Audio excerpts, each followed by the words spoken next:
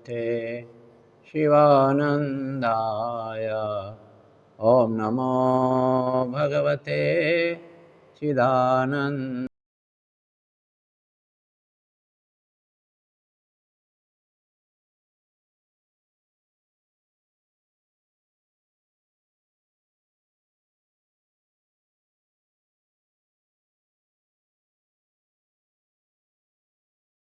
करेंगे हमारे अध्यक्ष जी।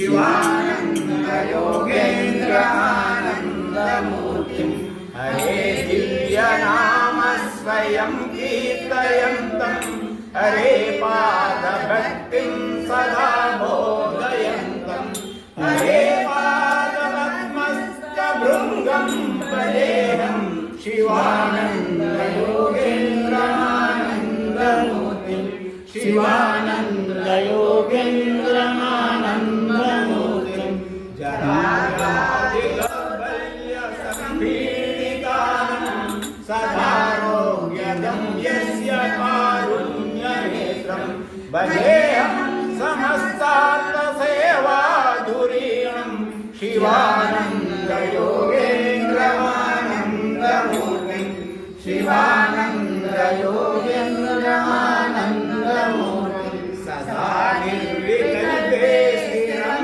यस्य चित्तं सदा कुम्भितः प्राणवायुर्निकामं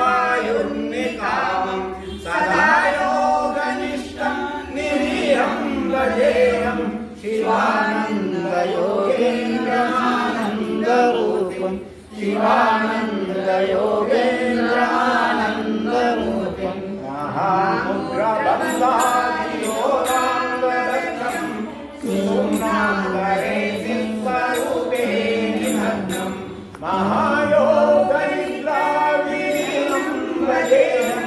शिवानन्दयोगेन्द्रमानन्दरूपं शिवानन्दयोगेन्द्रमानन्दरूपं दयासागरं सर्वकल्याणराशिं सदा सच्चिदानन्दरूपे विलीनं सदाचारशीलं भजेऽहं शिवानन्दयोगेन्द्रमानन्दमूर्तिं शिवानन्दयोगेन्द्रमानन्दमूर्तिं भवाम्भोधिनौकानि भव्यस्य नेत्रं महामोहघोरान्धकारं मरन्तं भजेऽहं सदा तं महान्तं नितान्तं शिवानन्दयोगेन्द्रमानन्दमूर्तिं शिवानन्द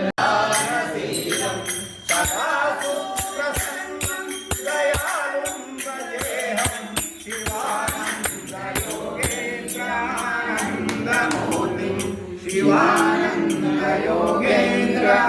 शिवानन्दयोगेन्द्रानन्दमूर्तिं हरे दिव्यनाम स्वयं कीर्तयन्तं हरे पादभक्तिं सदा बोधयन्तं हरे पादपद्मस्तभृङ्गं भजेऽहं शिवानन्दयोगेन्द्रमानन्दमूर्तिं शिवानन्दयोगेन्द्रमानन्दमूर्तिं जराव्याधिदौर्बल्यसम्पीडितानं सदारोग्यदं यस्य कारुण्यनेत्रं भजेऽहं समस्तार्थसेवाधुरीणं शिवानन्दयोगेन्द्रमानन्दमूर्तिं शिवानन्दयोगेन्द्रमानन्दमूर्तिं सदा निर्विकल्पे स्थिरं यस्य चित्तं सदा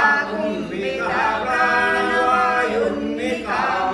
सदा योगनिष्ठं निरीहं भजेऽहं शिवानन्दयोगेन्द्रमानन्दरूपं शिवानन्दयोगेन्द्रमानन्दरूपं महामुद्रबन्धादियोगाङ्गदत्तं सुषुम्नान्तरे सिंहरूपे निमग्नं महायोगनिद्राविलीनं भजेऽहं शिवानन्दयोगेन्द्रमानन्दरूपं शिवानन्दयोगेन्द्रमानन्दमूर्तिं दयासागरं सर्वकल्याणराशिं सदा सच्चिदानन्दरूपे विलीनं सदाचारशीलं भजेऽहं शिवानन्दयोगेन्द्रमानन्दमूर्तिं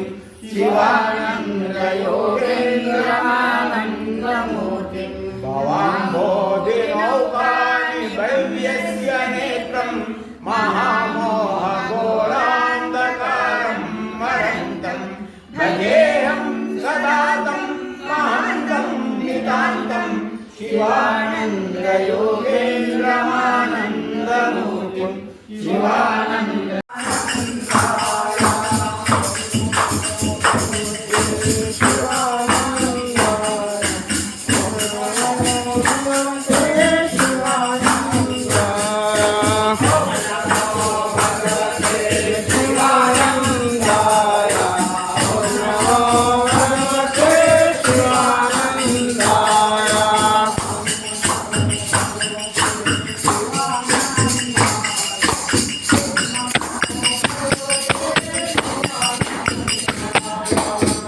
नमो भगवते शिवानन्दाय नमो भगवते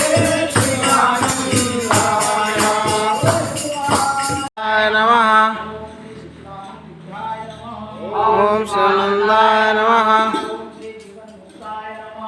ॐ शिवानन्दाय नमः ॐ शिवानन्दाय नमः ॐ शिवानन्दाय नमः ॐ शिवानन्दाय नमः ॐ शिवानन्दाय नमः ओम शिवानंदाय नमः। ओम शिवानंदाय नमः। ओम शिवानंदाय नमः। ओम शिवा 138वें जन्म दिवस पर आप सबका स्वागत, अभिनंदन। और जैसे अभी हमारी प्रीति जी ने बताया कि ये जो मूर्तियां हैं, ये जो ऊपर दिख रही हैं, जिनके हम दर्शन कर रहे हैं, इनके निरंतर चमत्कार यहाँ पर हम लोगों को महसूस होते रहे। इन्होंने अपनी शुरू की किताबों में भी सब उन चमत्कारों का वर्णन किया है। अभी उन्होंने एक अपना अनुभव बताया। दूसरा अनुभव मैं आपको बताता हूँ। हमारे बीच में पटनायक जी बैठे हुए हैं, 90 साल कंप्लीट हो गए, 91 साल में वो पूरे। तो प्रीति जी, इनका एक ग्रुप है जो उनके स्वास्थ्य के लिए रोज महामृत्युंजय मंत्र का जाप करते हैं। और उसका परिणाम ये है कि कल ये बोल रहे थे कि देखो गुरु भगवान की कृपा होगी तो मैं आ पाऊंगा तो आ पाऊंगा, नहीं तो मैं यहीं से। पंड्या मैडम का बताया साहू जी ने कि पंड्या मैडम का आना बहुत मुश्किल है, मिस्टर की बहुत ज्यादा तबीयत खराब है और वो शायद ही आ पाए आपको। मैंने कहा चलो। मैंने अपने पूरे साथियों को बताया कि मैं कल 11-12 बजे करीब आ सकता तो आ पाऊंगा, और नहीं तो आप लोग सब जाके करवा लीजिए, मेरी तबीयत ठीक नहीं है। 8:30 बजे विवाह, पुष्पा, सुपे मैडम ये सब लोग जाएंगे और प्रोग्राम करेंगे। मैं 12 बजे करीब वहां पर पहुंचूंगा, आरती के समय आ जाऊंगा। इसके बाद 7:45 बजे से मैं नहा धो के तैयार हो गया और मैं हड़बड़ी कर रहा हूँ। विवाह के यहाँ 8:10 पे पहुंच जाता हूँ। चलो विवाह चलना है ना अपन को।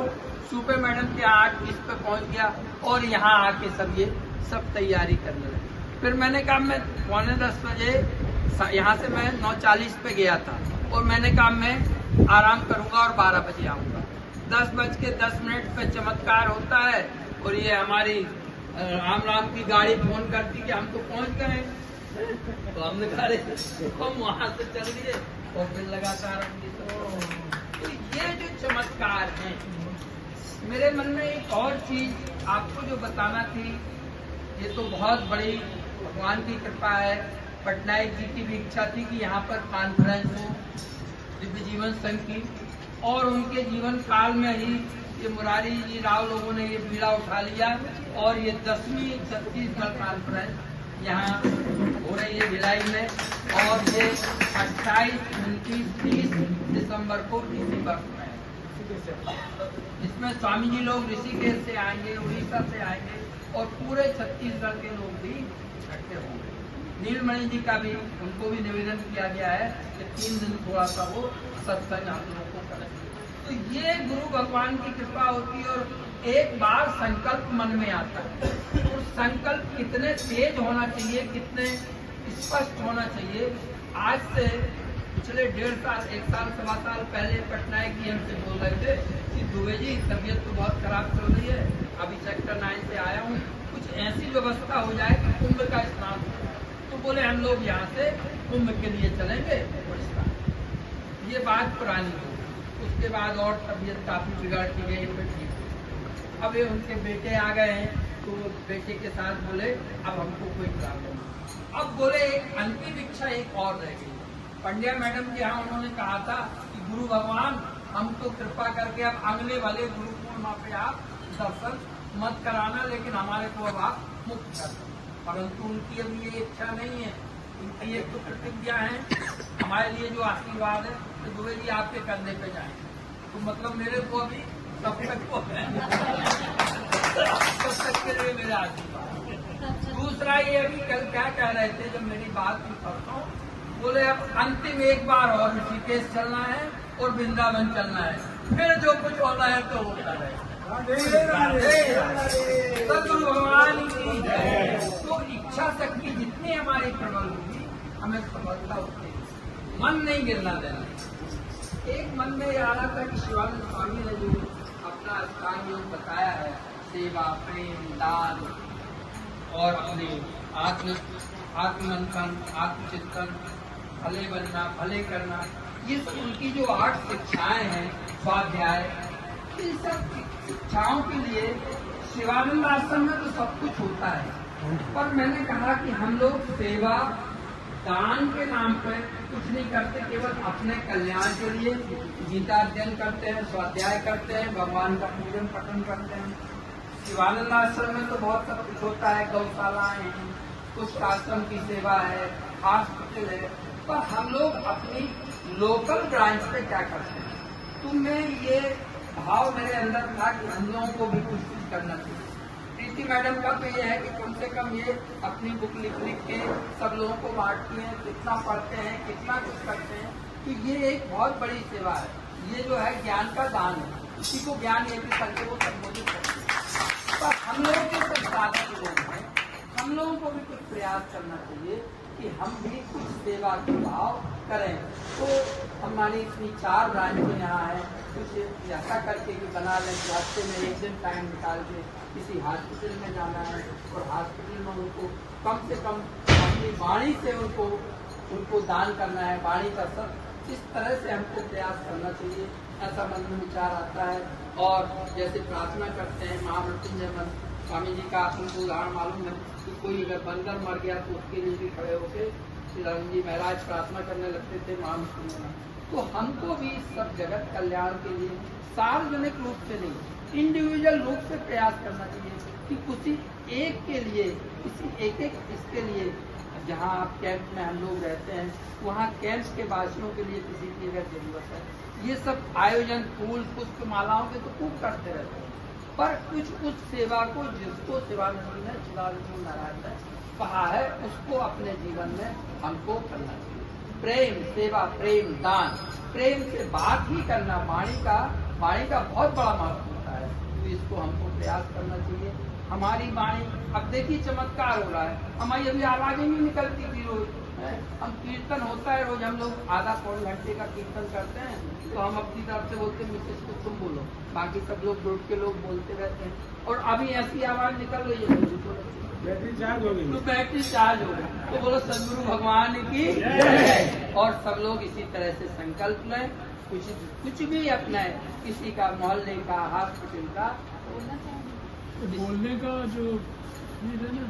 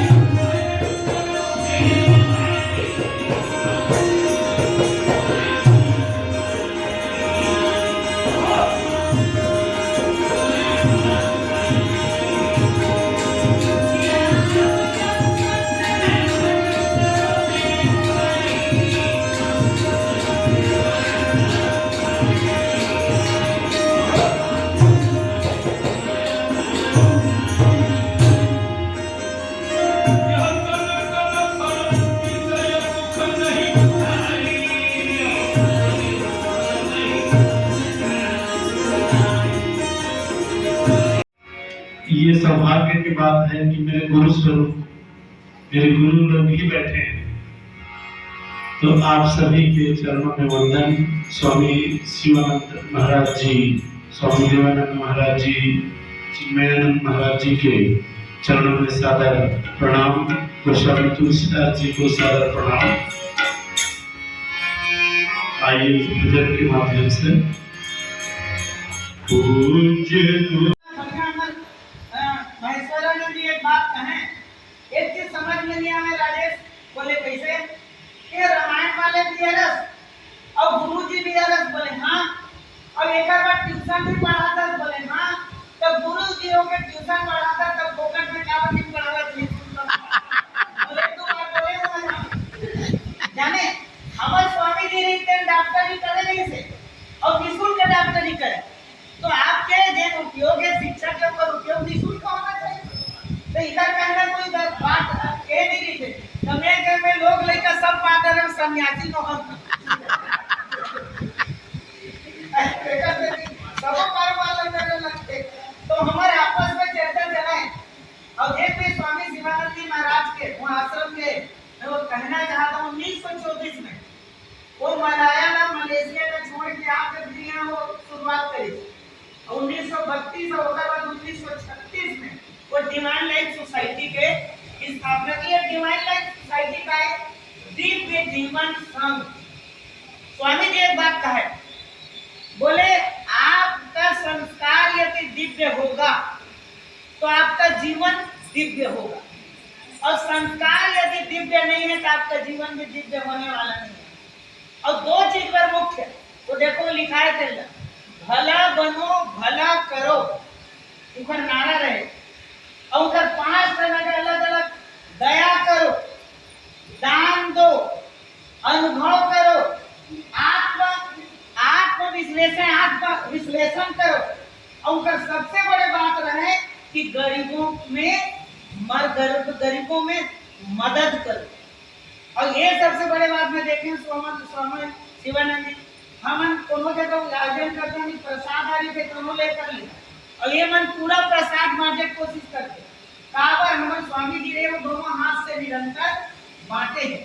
तो ये बात कहना चाहता हूँ जब हमारे पटेल भैया वो बात जोड़े नहीं सकते, जब कोनो जाते तो तृप्ति कब होते ओखरे द्वारा हम ओखर कारोबार करते तब तृप्त करते समर्पित करते। तो स्वामी शिवानंद जी 300 पुस्तक लिखे और डिवाइन लाइफ सोसाइटी के एक मुख्य उद्देश्य अध्यात्म और ज्ञान के प्रचार प्रसार करना। मैं ध्यान चाहता हूँ जिन्हें संस्कृत से जुड़े ज्ञान होना चाहिए बोला और अध्यात्म, ये दोनों ओकर जीवन में होए और एक बाद एक प्रचार प्रसार भी करे। अब ये यदि आप मन यदि स्वामी शिवानंद जी महाराज के बिल्कुल आप अनुयायी हो तो आप अध्यात्म से जुड़ो, ठीक है। मैं बड़ा गहराई कहना चाहता हूँ, सत्संग से जुड़ो, और दूसरा आप ओकर से ज्ञान प्राप्त करो। ज्ञान मान जहाँ एको नहीं, मानस में तो अलग अलग बात है, माने ज्ञान हमारा राम है तो लोगों ने ज्ञान अखंड एक सीता वाले, तो ज्ञान आपके जीवन में हुई तो अभिमान आने वाला नहीं है। हमारे बढ़िया गुरु जी कहते स्वामी जी वो बोले रावण है और राम में क्या डिफरेंस है, तो कहते रावण वो है जिनको ज्ञान का अभिमान है, 10 सिर है उनका, लेकिन हमारे राम वो है जिनको सोनी जी जिनको अभिमान का ज्ञान है। और हमारे स्वामी शिवानंद जी महाराज को इसी चीज के प्रसारक, तो मैं नमन करता हूँ उनको, और हम उसी को उस चीज को राम कथा ही शिव जी को समर्पित करेंगे। रक्षी महेश जी मानस रखा तब हमारे शिव जी प्रसन्न होंगे। और स्वामी शिवानंद जी महाराज की सच्ची जयंती कब होगी, जब उनके अनुरूप 300 पुस्तक लिखे हैं, 1-2 पुस्तक नहीं, 300 पुस्तक। अब पुस्तक तो एक समय एक चीज कैसे याद होगा, अभी बहुत चीज याद है एक आजकल तो नेट में मिल जाते, झंझट खत्म।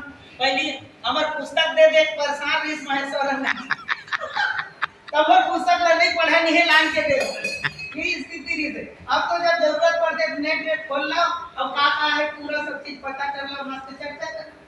तो ये बढ़िया एक साधन मिल गए, तो आप मोबाइल का सदुपयोग भी कर सकते और उसका दुरुपयोग भी कर सकते। भाई बहुत आदर सम्मान के साथ श्रद्धे गंगाराम भैया मैं आमंत्रण प्रेषित करा तो अपन भाव व्यक्त करी। बोले लखन श्री रामचंद्र की जय।